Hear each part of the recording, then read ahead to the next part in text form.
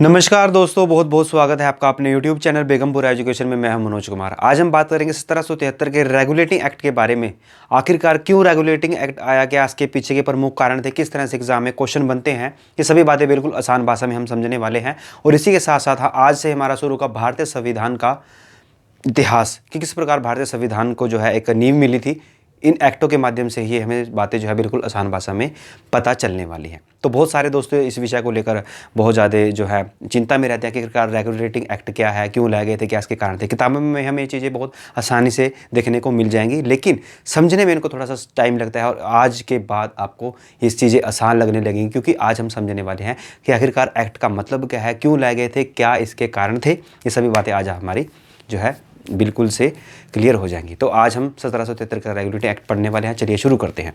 तो आखिरकार 1773 का रेगुलेटिंग एक्ट है, तो ये क्या था, क्यों लाया गया था, क्या इसके कारण थे। सबसे पहले हमें किसी भी चीज़ को समझना है तो हमें क्या समझना है, पीछे के कारण। पीछे के कारण दोस्तों एक ऐसा पॉइंट है जो आपको बहुत सारे ज्ञान देता है। कोई भी चीज़ है, ये मार्कर क्यों बनाया गया, क्या इसके पीछे कारण था। कोई भी चीज़, आप फ़ोन ले रहे हो, क्यों आपने क्यों फ़ोन लिया, क्या इसके पीछे के कारण थे, क्यों उस बंदे ने बनाया है। कोई भी चीज़ है ना दोस्तों, उसके पीछे के यदि आप कारण समझ लेते हैं तो चीज़ें आपके लिए बहुत आसान हो जाती है। तो 1773 का रेगुलेटिंग एक्ट बहुत सारे दोस्त पढ़ लेते हैं, लेकिन यदि हमें इसके पीछे के कारण पता चल जाते हैं तो चीज़ें बहुत आसान बन जाती हैं। आसान बनाने के लिए चीज़ों को थोड़ा समय लगता है, इसलिए वीडियो लंबी होगी दोस्तों। बस मैं ये गुजारिश करूँगा आपसे, वीडियो को अंत तक जरूर देखिएगा। तो 1773 का रेगुलेटिंग एक्ट क्यों लाया जाता है, इसके पीछे के कारण क्या है दोस्तों। हमें सभी को पता है कि हमारा देश किसका गुलाम रहा है, अंग्रेजों का।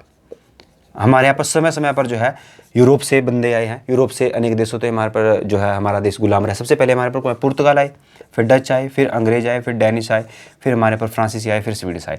जो सबसे ज़्यादा जिन्होंने राज किया था वो थे हमारे अंग्रेज। अंग्रेजों ने भारत में लगभग 250 से, अगर मैं बात करूँ, यानी कि 200-300 साल तक जो है उन्होंने भारत में राज किया। ठीक है, तो एक कंपनी बनाती है ब्रिटिश ईस्ट इंडिया कंपनी, जिसको हम कहते हैं, क्या कहते हैं, British east India company. British east India company एक बनती है 1600 में, लगभग भारत में पहुंचती है। भारत में क्या करनी है, व्यापार करती है। लेकिन धीरे धीरे क्या करती है, भारत के बहुत सारे क्षेत्र पर क्या करती है, राज करना शुरू कर देती है। क्षेत्रों को अपने अंडर कर लेती है, वहाँ पर अपनी मनमानी करने लग जाती है। तो ऐसा कब शुरू होते हैं, तो दोस्तों इतिहास में ना, जब अंग्रेज यहाँ पर आए तो दो महत्वपूर्ण युद्ध होते हैं, बक्सर का युद्ध और एक प्लासी का युद्ध। कौन सा, एक तो होता है हमारा बक्सर का युद्ध, एक होता है प्लासी का युद्ध। तो बक्सर का युद्ध होता है हमारा 1757 में, और प्लासी का युद्ध था वो होता है हमारा 1764 में। ये दो ऐसे युद्ध थे ना दोस्तों। आपको पता है कि इतिहास में बहुत सी महत्वपूर्ण घटनाएं होती हैं जो इतिहास को सामाजिक, आर्थिक, राजनीतिक और प्रशासनिक तरीके से बहुत ज़्यादा प्रभावित करती हैं और अपने आप में इतिहास बन जाती है। तो ऐसे ही ये दो युद्ध थे दोस्तों, बक्सर और प्लासी का युद्ध। इसने भारत की पूरी स्थिति बदल दी। यहाँ से डिसाइड होगा कि अब अंग्रेज भारत में राज करने वाले हैं। यदि बक्सर और प्लासी के दुख आप समझना चाहते हैं तो हमारे चैनल पर वीडियो पड़ी है, आप उस वीडियो को देखिए, आपको बहुत आसान लगने लग जाएगा इतिहास, आपको चीज़ें आसान लगने लग जाएगी, क्योंकि वो युद्ध, ऐसे युद्ध मैंने मतलब बताया है उनके बारे में, आपको बहुत आसान लगेंगी चीज़ें। तो जब बक्सर और प्लासी का युद्ध होता है, यहाँ पर बंगाल की तरफ ये युद्ध होते हैं दोनों, तो उसके बाद क्या होता है, इनको इन क्षेत्रों पर जो है, बंगाल वाला जो हमारा क्षेत्र था प्लासी के युद्ध के बाद, तो वहाँ पर पूरे क्षेत्र पर अंग्रेजों का जो क्या होता है, राज स्थापित हो जाता है। अंग्रेज उसको अपने नियंत्रण में लेते हैं। तो अंग्रेज जब नियंत्रण में लेते हैं, अंग्रेज के जो बड़े बड़े कर्मचारी थे, ठीक है, तो वो क्या करते हैं, वहाँ पर रिश्वत लेना शुरू कर देते हैं। किसी की ज़मीन हड़प लीजिए, किसी पर कर लगा दिया, मतलब लूट को सोट चलने लग जाती है। तो अंग्रेज कंपनी की तरफ ध्यान नहीं देते, ऐसा कहा जाता है। तो अंग्रेज क्या चले जाते हैं, अंग्रेज घाटे में चली जाती है वो ब्रिटिश ईस्ट इंडिया कंपनी। तो अंग्रेज क्या करती है, अंग्रेज संसद में, जो वहाँ की ब्रिटेन में उस समय संसद थी, तो वहाँ पर अपनी बात रखते हैं कि क्योंकि जो ब्रिटिश ईस्ट इंडिया कंपनी थी वो इजाज़त लेके आई थी, कहाँ से, संसद थे। ब्रिटिश संसद जो वहाँ की रानी महाराजा थी, उससे इजाज़त लेके आई थी कहाँ पर, भारत में व्यापार करने के लिए। तो वो कहते हैं कि हमें कुछ जो है फंड वगैरह दो, क्योंकि हमारी कंपनी थोड़ी घाटे में चल रही है। तो ब्रिटेन में जो वहाँ की रानी थी ना, वहाँ के जो राजा थी, वहाँ की जो संसद थी, उनको चाहिए था मौका कि किस पॉइंट से हम क्या कर सके, जो हमने कंपनी बनाई है ब्रिटिश ईस्ट इंडिया कंपनी, उस पर राज कर सके, उस पर जो है अपना नियंत्रण स्थापित कर दे। क्योंकि उनको डर था कि एक छोटी सी कंपनी जो हमने बनाई है वो भारत में इतने बड़े क्षेत्र पर राज कर रही है, वहाँ पर लड़ाई झगड़े कर रही है, तो कल को ये कंपनी कहीं ना कहीं ब्रिटेन में आकर शक्तिशाली बनकर हमें भी ना संसद बाहर फेंके कि चलो भाई बाहर चलो, राजा को ना यहाँ पर साइड में कर दे। तो उनको एक क्या नियंत्रण करने का मौका चाहिए था। तो जब संसद उनसे पूछती है कि भैया आपने इतने बड़े क्षेत्र पर कब्जा कर लिया है, ये वो सब चीज़ें कर ली, तो आप आज हमसे ही जो है रिश्वत क्या, हमसे पैसा वगैरह मांग रहे हैं। तो संसद क्या करती है, संसद उनको कहती है देखो भाई सभी बातें हम आपकी जायज़ है, आपको सभी पैसा सब कुछ मिलेगा, लेकिन क्या करेंगे आगे से हम कुछ कानून बनाएंगे, आपको कानूनों के माध्यम से जो है भारत में व्यापार करना पड़ेगा, और उस कानून के माध्यम से आपको जो है क्या करना पड़ेगा, कंपनी चलानी पड़ेगी। तो ये थे दोस्तों, इन्हीं कानूनों को हमने क्या किया, उनको कानूनों को हमने एक्ट बोल दिया। ये समय समय पर भारत में आएंगे, कंपनी पर अपना नियंत्रण स्थापित करना शुरू कर देगी कौन, ब्रिटिश संसद। और इस एक समय ऐसा आएगा जब संसद खुद ही से ही जो है हमारे भारत पर नियंत्रण करना शुरू कर देगी। वो है हमारा 1857 का जो युद्ध होता है, हमारा क्रांति होती है जिसे हम कहते हैं 1857 की क्रांति, एक महान क्रांति भारतीय इतिहास में। तो उसके बाद जो ब्रिटिश संसद कानून बनाएगी वो खुद ही यहाँ पर लागू करेगी। लेकिन इससे पहले क्या होगा, इससे पहले जितने भी जो 1773 से लेके अपना 1857 से पहले जितने भी यहाँ पर एक्ट आएंगे उनको कौन बनाएगी, ब्रिटिश संसद। लेकिन उनको लागू कौन करेगा यहाँ पर, ब्रिटिश ईस्ट इंडिया कंपनी। तो यहाँ से हमारे एक्ट की कहानी शुरू होती है कि किस प्रकार बक्सर और प्लासी का युद्ध होता है, उसके बारे में हमारे यहाँ पर क्या होते हैं, एक्ट आना शुरू हो जाते हैं। तो 1773 का रेगुलेटिंग एक्ट एक अंग्रेजों के द्वारा, ब्रिटिश संसद द्वारा भारत में बनाया जाता है। तो एग्जाम में सबसे पहला क्वेश्चन बनेगा, यहाँ से क्वेश्चन आना शुरू होने जा रहे हैं क्योंकि हम शुरू करें यहाँ पर 1773 का रेगुलेटिंग एक्ट। ठीक है, तो एग्जाम में क्वेश्चन रहेगा कि आखिरकार ब्रिटिश संसद का कौन से एक्ट के द्वारा प्रथम बार भारत में नियंत्रण किया गया, तो वो तो हमारा 1773 का रेगुलेटिंग एक्ट दोस्तों। तो केंद्रीय प्रशासन की नींव किसके द्वारा रखी गई, 1773 के रेगुलेटिंग एक्ट द्वारा। तो रेगुलेटिंग एक्ट तो जो थे ना, इनको मैं आपको छोटी सी बात और बता देता हूँ। इनको हम दो भागों में बांट सकते हैं दोस्तों। कितने भागों में, दो भागों में। कैसे बांटेंगे, तो हमारा 1773 का रेगुलेटिंग एक्ट था ना दोस्तों, और इसको जितने भी एक्ट है यानी कि ब्रिटिश संसद द्वारा, ब्रिटेन द्वारा, यहाँ पर इनको दो भागों में बांट सकते हैं। कितने भागों में, दो भागों में। कैसे बांट सकते हैं दोस्तों, हमारे एक तो हमारे 1773 से लेके और 1857 के बीच में जितने भी एक्ट थे ना, इनको कौन करेगा यहाँ पर लागू, इनको लागू करेगी कौन यहाँ पर, ब्रिटिश ईस्ट इंडिया कंपनी। लेकिन बनाएगी कौन, बनाएगी कौन इनको यहाँ पर, हमारे ब्रिटेन की संसद। ठीक है दोस्तों, लेकिन हमारे 1858 से लेके और 1947 तक जितने भी एक्ट बनेंगे उनको कौन बनाएगा, संसद। और लागू भी कौन करेगी यहाँ पर, लागू भी कौन करने वाली है यहाँ पर, हमारे संसद। कौन, ब्रिटिश संसद। यानी कि ब्रिटेन का प्रत्यक्ष नियंत्रण जो है 1858 के बाद भारत पर शुरू हो जाता है। लेकिन ये चैन को हमने दो भागों में क्यों बांटा, क्योंकि दोस्तों इसके बीच में ना 1857 में हमारे यहाँ पर एक युद्ध होता है जिसको हम क्या कहते हैं, 1857 का क्रांति।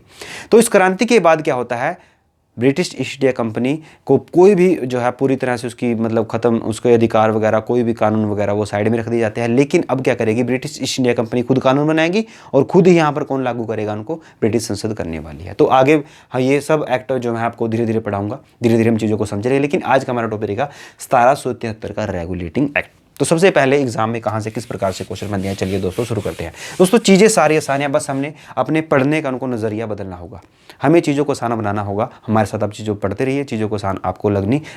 लेकिन चीज़ों को आसान बनाने में, समझने में थोड़ा टाइम लगता है। वो 5 मिनट वाली वीडियो कहीं आपको यूट्यूब पर मिल जाएगी 2 मिनट 1 मिनट में दोस्तों, वो मतलब शॉर्टकट वाला काम फिर वो हमारे लिए थोड़ा सा शॉर्ट में चीज़ें समझना मुश्किल हो जाती हैं। ऐसा हमें नहीं करना चाहिए। जो विद्यार्थी बिल्कुल चीज़ों में अपना बेस मजबूत बनाना चाहते हैं उनके लिए मैं बात कर रहा हूँ। तो 1773 का रेगुलेटिंग एक्ट जब आया था तो उस समय जो संसद थी, ब्रिटेन की संसद थी, वो उनको कानूनों को बनाती है सबसे पहले। और वहाँ के उस समय जो ब्रिटेन के प्रधानमंत्री कौन थे उस समय, ये कई बार एग्जाम में पूछ लिया जाएगा या आपसे पूछा गया है पहले भी कई बार एग्जाम में। तो उस समय जो ब्रिटेन के जो पीएम थे वो थे हमारे लॉर्ड नाथ। तो उस समय ब्रिटेन के हमारे प्रधानमंत्री कौन थे, लॉर्ड नाथ थे। और इसी प्रकार ब्रिटेन के कौन राजा कौन थे, हमारे जॉर्ज तृतीय। ठीक है दोस्तों, जॉर्ज तृतीय। जॉर्ज तृतीय कौन थे, हमारे ब्रिटेन के राजा थे उस समय जिस टाइम 1773 का रेगुलेटिंग एक्ट आता है। तो लॉर्ड नाथ वहाँ के पीएम थे। ठीक है दोस्तों, ये महत्वपूर्ण बातें होगी।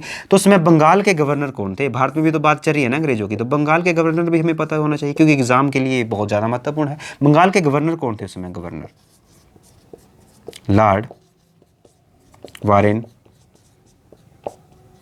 हेस्टिंग। अच्छा दोस्तों, लिखाई लिखुई पे थोड़ा ज़्यादा ध्यान मत दीजिएगा कि चीज़ें बहुत किताबों में आपको मिली जाएंगी, लूसेंट वगैरह में। लेकिन यहाँ पर चीज़ों को समझिए, बस मैं आपको थोड़ा थोड़ा लिखता रह रहा हूँ ताकि आपको चीज़ें यहाँ पर थोड़ी और ज़्यादा अच्छे से समझाएं। तो बंगाल के गवर्नर कौन थे, लॉर्ड वारेन हेस्टिंग। जॉर्ज तृतीय उस समय ब्रिटेन के प्रधानमंत्री थे। पीएम कौन थे, लॉर्ड नाथ थे। ठीक है, तो जब 1773 का रेगुलेटिंग एक्ट आता है तो सबसे पहली जो मुख्य बात बोली जाती है वो क्या बोली जाती है, वो बोली जाती है कि जो हमारे यहाँ पर बंगाल के गवर्नर है ना, गवर्नर, बंगाल के गवर्नर कौन थे उस समय, मैंने आपको भी बताया लॉर्ड वारेन हेस्टिंग। इनको क्या किया जाता है, इनको बंगाल का क्या किया जाता है, इनको बंगाल का बोल दिया जाता है गवर्नर जनरल। इनको गवर्नर जनरल वैसे ही नहीं बोला जाता है सेक्ट में, इनको क्या जाता है, इनको कुछ महत्वपूर्ण शक्तियां दी जाती हैं, इनके कार्य में फेर बदल किया जाता है। दोस्तों हमारा एक जो है जगह पड़ती है भारत में, आपको पता है मुंबई, एक पड़ती है कौन सी, मद्रास। ये दो ऐसे इलाके थे जो 1770 का समय था, यहाँ पर ब्रिटिश अंग्रेजों का पूरा नियंत्रण था, यानी कि ब्रिटिश ईस्ट इंडिया कंपनी का यहाँ पर पूरा नियंत्रण था। और इस नियंत्रण पर यहाँ पर देख रेख के लिए इन्होंने क्या किए गए थे, इन्होंने यहाँ पर गवर्नर नियुक्त किए रखे थे। गवर्नर जैसे हमारे आज के राज्यपाल हैं ना, मुख्यमंत्री हैं, तो गवर्नर नियुक्त कर रखे थे। तो ये उसमें अलग अलग प्रकार से शासन चलाते थे। तो इनको क्या किया, इनको गवर्नर को कहा कि भाई अब से आप जो है ना बंगाल के गवर्नर जनरल के अधीन काम करेंगे, यानी कि जो बंगाल का गवर्नर जनरल वारेन हेस्टिंग है ना, आप इसके अंतर्गत जो है काम करेंगे। किनको, मुंबई और मद्रास को। किस एक्ट के द्वारा यह बात कही गई कि बंगाल और जो है मद्रास है उसके गवर्नर जो है बंगाल के गवर्नर के अंदर काम करेंगे। तो वो तो हमारा 1773 का रेगुलेटिंग एक्ट है। 1773 का रेगुलेटिंग एक्ट के माध्यम से मुंबई और मद्रास के गवर्नर को किसके अंडर कर दिया गया, हमारे गवर्नर जनरल के अंडर। वो गवर्नर जनरल कौन थे, लॉर्ड वारेन हेस्टिंग। ठीक है दोस्तों, ये महत्वपूर्ण बात होगी। और आगे क्या बात कही इस एक्ट में, इस एक्ट में दोस्तों कहा गया कि हमारा जो है ना, जो हमारा कलकत्ता पड़ता है, कलकत्ता बंगाल में, तो वहां पर क्या किया गया, वहां पर क्या किया गया, एक सुप्रीम कोर्ट की स्थापना की गई 1776 में।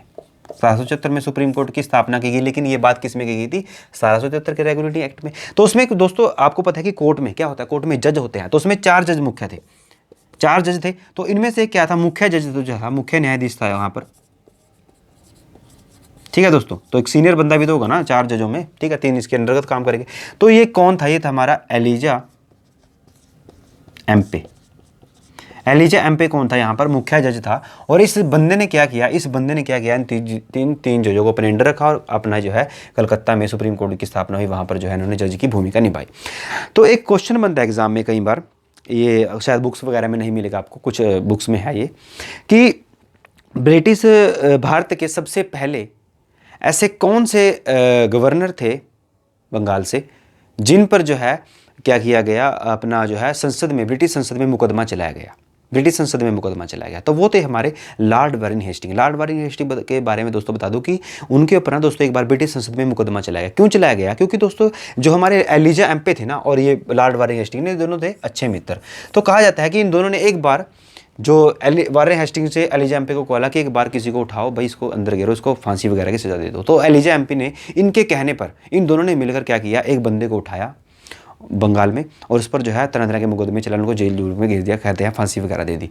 तो जब ये बात ब्रिटिश संसद में पहुंचती है कि हमारे द्वारा दी गई शक्ति का जो वारेन हेस्टिंग है ये गलत प्रयोग करे हैं कंपनी के बंदे, तो उनको वहां पर ब्रिटिश संसद में बुलाया जाता है और इन पर मुकदमा चलाया गया। तो ऐसे कौन से गवर्नर थे जिन पर जो है ब्रिटेन में संसद में मुकदमा चलाया गया, तो वो थे हमारे लॉर्ड वारेन हेस्टिंग। याद दोस्तों आपको याद रखनी है। और इसके मुख्य गवर्नर कौन थे, सॉरी दोस्तों, मुख्य न्यायाधीश कौन थे इसके, हमारे कलकत्ता में सुप्रीम कोर्ट जो 1776 में स्थापित किया गया, तो एलिजा एम्पे थे। ठीक है दोस्तों, और क्या किया गया, कंपनी जो है निजी व्यापार, रिश्वत और उपहार, निजी व्यापार और रिश्वत पर, उपहार पर, किसी भी प्रकार का कोई भी उपहार, निजी व्यापार, ये सब कंपनी के बंदे नहीं कर सकते। तो इन पर पूर्णतः क्या लगाया गया, प्रतिबंध लगाया गया। ऐसे कौन सा एक्ट का था जिसके द्वारा कंपनी पर, कर्मचारियों पर पूरी तरह निजी व्यापार उपहार लेने पर प्रतिबंध लगाया गया, तो वो तो हमारा 1774 का रेगुलेटिंग एक्ट। तो इस प्रकार के क्वेश्चन बनेंगे। और क्या बात की गई, इससे मुख्य बात की गई, एक जो हमारे लॉर्ड वारेन हेस्टिंग थे, जो उनको क्या किया था, बंगाल का गवर्नर जनरल घोषित किया गया था। उनके अंदर क्या किया था, मंत्री और मद्रास उनके अंदर किया था। तो भाई जब इतना बड़ा उनको ओहदा मिल गया, काम बढ़ गया, अब उनको मुंबई को भी देखना है, मद्रास को भी देखना है, तो उसके पास क्या है, काम बढ़ेगा। तो इसकी सहायता के लिए क्या गया है दोस्तों, 4 सदस्यों की ना, 4 सदस्य थे इसमें कि कार्यकारी परिषद का गठन किया गया दोस्तों, परिषद। तो 4 सदस्यों की कार्यकारी परिषद का गठन किया गया। ये कौन से एक्ट में बात की गई थी, तो ये की गई 1776 के रेगुलेटिंग एक्ट के में। और एक महत्वपूर्ण जो बात की गई थी दोस्तों, वो थी एक बोर्ड ऑफ कंट्रोलर की स्थापना की गई, बोर्ड ऑफ कंट्रोलर।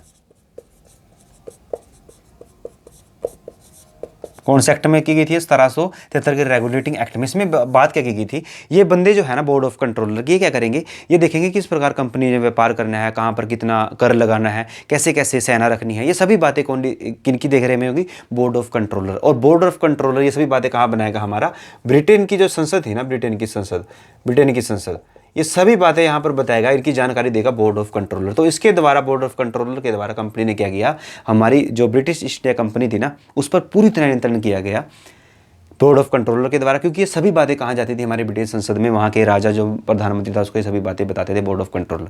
तो ये था हमारा 1773 का रेगुलेटिंग एक्ट। बहुत आसान शब्दों में हमने समझा। आप एक बार बुक्स वगैरह में इनको पढ़िए, चीज़ें आपके लिए बहुत आसान हो जाएंगी। तो आने वाले जितने भी एक्ट होंगे हम सभी के बारे में तरह तरह से पढ़ेंगे। बस इसके पीछे के आप जरूर कारण याद रखेगा, इसको क्यों लाया गया था? क्योंकि वहाँ पर हमारे यहाँ पर अंग्रेज आए, अंग्रेजों ने यहाँ पर अपनी सत्ता स्थापित की, और उनको सत्ता को चलाने, यहाँ पर प्रशासन को चलाने के लिए अंग्रेजों को एक्ट की जरूरत थी। तो हमारा 1773 का रेगुलेटिंग एक्ट था, वो लाया गया और इसको बना के था ब्रिटिश संसद। तो अपनी स्टडी की रिविजन करते रहिए। वीडियो अच्छी लगी है दोस्तों के साथ शेयर कीजिए, लाइक कीजिए, कमेंट कीजिए, और हमारे चैनल को सब्सक्राइब करके बेल आइकन दबाना ना भूलें। धन्यवाद।